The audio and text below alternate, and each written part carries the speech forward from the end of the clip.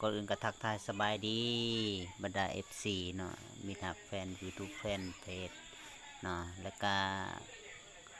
ขอบใจล่วงหน้าเนาะที่พี่น้องที่ว่าที่เขามาชมมาอันน่ะเขาเบิ่งช่อง YouTube ผู้ค้าเนาะอันนี้ก็ถือว่ามาซ้อมรถแปลงรถนะทางเสียวายเพิ่นอาการของรถเพิ่นคือลูกบีก็คือลูกบีพัดลมแตกเนาะนี่สิเปลี่ยนลูกบีพัดลมอันนี้ขั้นตอนการหมางเนาะทำอิฐเนาะครั้งแรก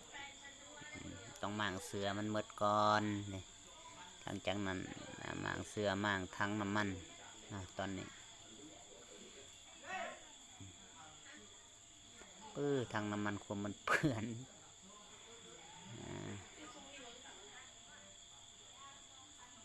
เจ้าภาพมันเสือสีแดงบนนั่งเบิงแล้วยืนเบิงบัดนี้ขั้นตอนมะม่างอันนั้นเนาะเต่าพัดลมเนาะช่วงนี้ม่างเต่าพัดลมนี่มาเบิงนี่ลูกบีแตกเนาะก็แต่ว่าสิได้เปลี่ยนตัวนี้เนาะ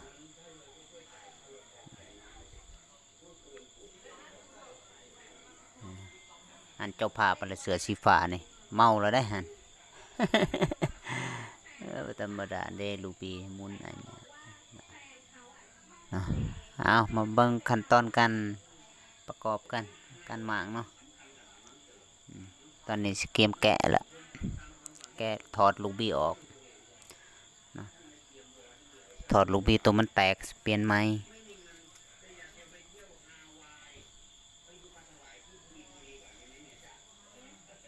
แต่ว่าขั้นตอนถอดเลยเอ็นบอกคือไอ้เห็นนั่นดินี่เจ้าภาพนี่เมาได้นี่ได้จอกแล้ว เสียแล้วได้นี่บ่ธรรมดาโอ้ยคุณโฆษณาอีกเพราะว่าพนัดไปหาลูกพันโยคนสามมันสมสำเร็จสำเร็จออกสำเร็จแตกมุนไปซื้อตัวใหม่เอาเครื่องไม้มาใส่บานนี่จำหยุดไว้ก็ถือว่าตัวนี้ได้ลูกบีมาแล้วประกอบแล้วเรียบร้อยเนาะนี่ก็จะเก็บไปประกอบเนาะสำเร็จเรียบร้อยได้ลูกบีมาแล้วไปประกอบแต่ว่าตอนนี้ขั้นตอนประกอบเนาะ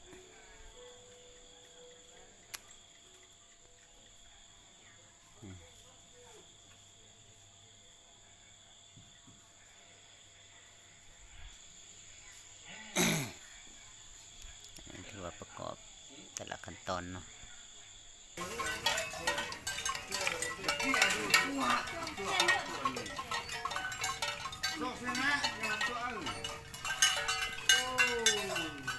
มันไม่รู้ยังเสียงหมากกระแลงงัวขนาดความมันดังหลักไหลเลยเนาะ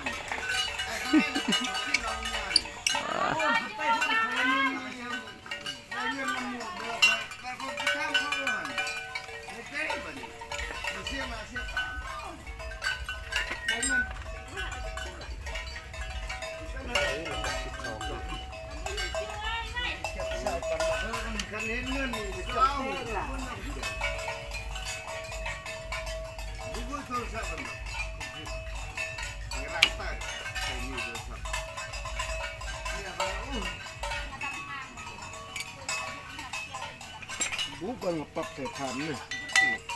ถึงราคาลูกดีแตกจะพังจะเป็นเพลงมากินเองเนาะ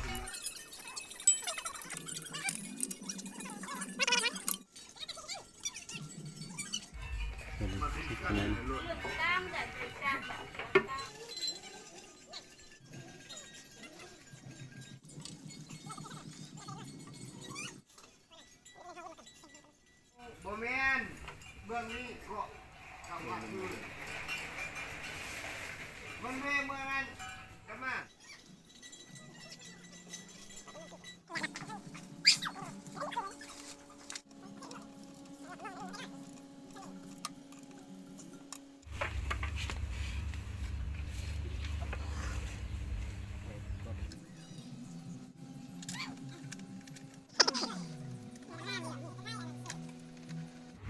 นำเข้าได้ในภรรยาอยู่เฮือนมื้อนี้ เห็นแล้วเฮ็ดจนแล้วเนี่ย จะไปลงน้ำบานว่าเยอะ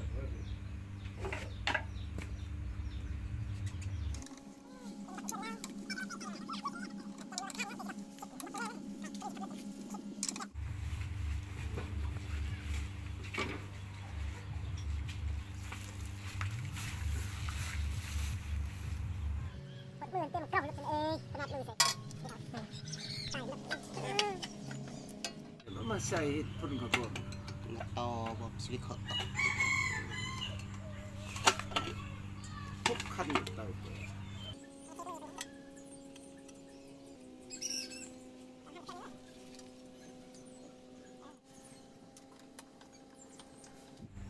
ตกลงเยอะ มันอำนาซาเวอ ต้องใส่น่าเยอะๆใส่ไปอีกใส่ต่อสิ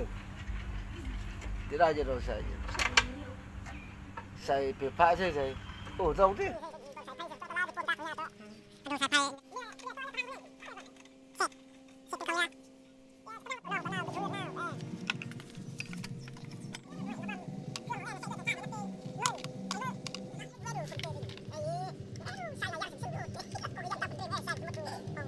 ตัด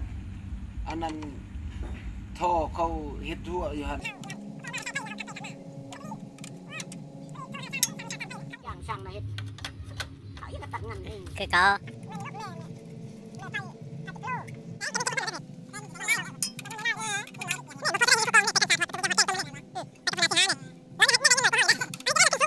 หิวปุ้นหิวหนามไหมให้เฮา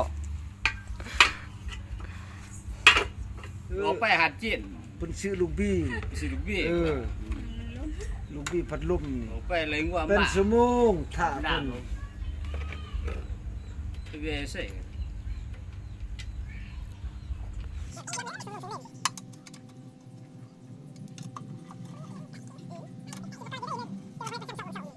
ชาวพันธุ์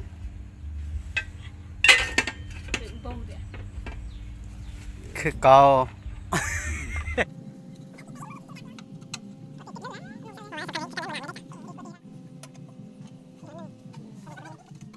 เบิ่งก่อนลองหัน